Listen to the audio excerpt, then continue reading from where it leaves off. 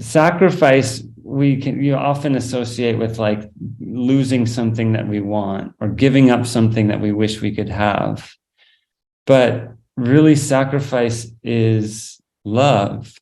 And you think about when you love someone, you make their needs greater than your own. It's natural to do when you really love someone. It's not like you have to force yourself to do it.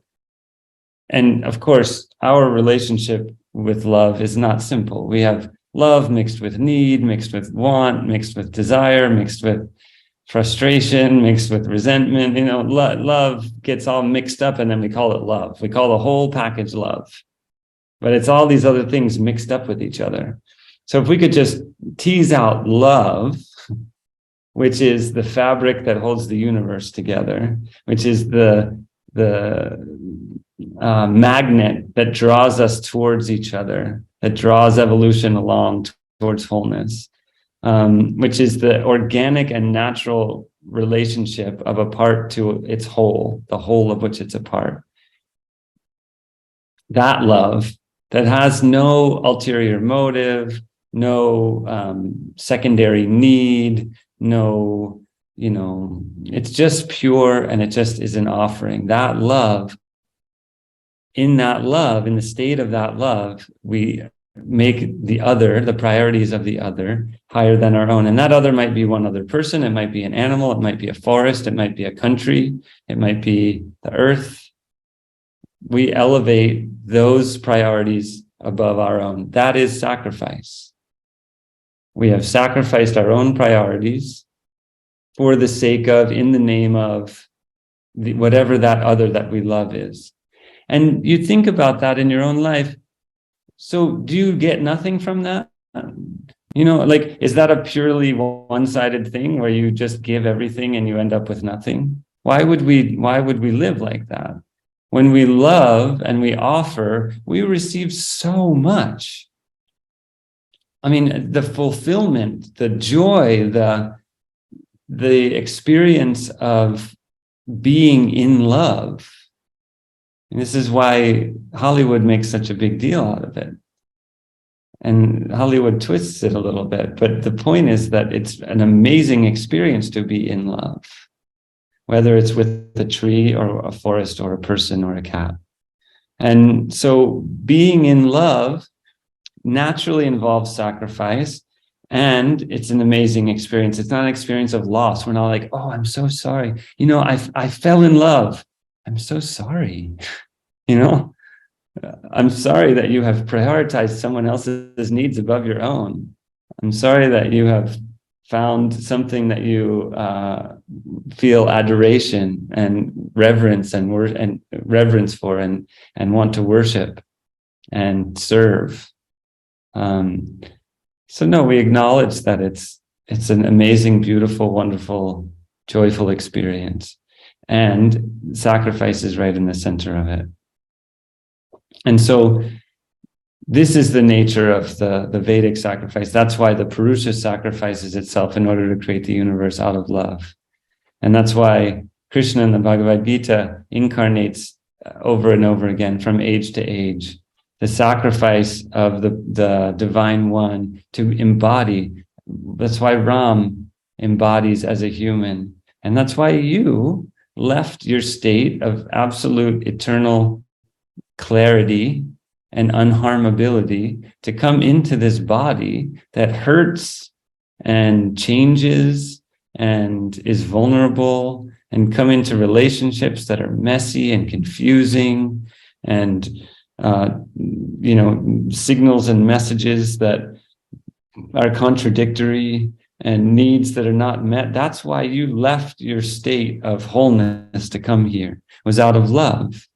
And that was a sacrifice. And on a spiritual level, all of us are here as a result of a sacrifice. And the earth exists as a sacrifice. The earth offers herself unconditionally all the time, every moment. She is an offering. She is in a state of eternal offering. And so that sacrifice is there. And in that way, the form of the yajna, that the Vedic ritual, offering to the fire consumes the offering, the smoke goes up to the heavens, and then the rain comes down, right? This cycle of gathering, offering, the offering rising up, and the rain coming down in the form of actual rain, in the form of blessing, in the form of grace. Shaktipat literally means the descent of Shakti.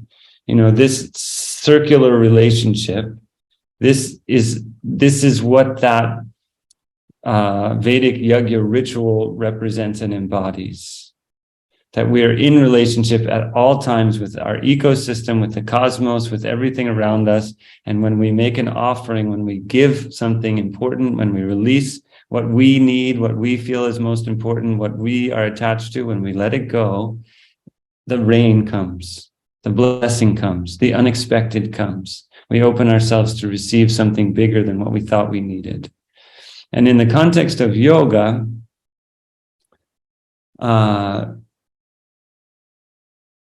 the individual, the inclination towards individuality that is called ahankara, the I maker, the ego, we say in modern terms. And in the yoga tradition, of course, you have to remember that the word ego didn't have all the Freudian overlays that it has now, right? So it's just the force of gravity that coalesces us into an individual. It makes me a me and you a you and that a that and this a this. It's just that. It's like a force of consciousness that creates the sense of separation that differentiates me from you. That ahankara, when it is formed, it creates a sense of competition. And I need to get what I need, and it, if that's at your expense, then that's too bad. And here we come again into this tension between the individual and the society. The society is always trying to compensate for the ego's need to protect itself and compete against others. So many structures of society exist to create bonds of trust so that we can just, so that we know that we're not just going to eat each other. That the ego isn't just going to get out of control and just grab what it needs. I'm not just going to go into your house and take your stuff, even though I might feel like I need to do that. So this tension, again, between the individual and the society manifests as the ego creates the individual need, and the society compensates for that, individual need. And that cycle works until the individual feels stifled by it, until the society starts to say, no, you need to do what we say. You can't think like that. You can't dress like that. You can't be like that. You can't, talk about those sorts of things. You can't believe those sorts of things. So this is when the society goes too far and starts to stifle the individual, and then the individual pushes back and says, no, I am me. You can't tell me can't tell me not to be me. That's not how it works. I am myself. I was born this way, and I have a purpose to express my individuality in this world at this time, and I'm going to do it. So right at the interface of that, right at the tension point of that, is this sacrifice. Because the way that we come together is through the individual, the ego, sacrificing its perceived needs to the higher reality.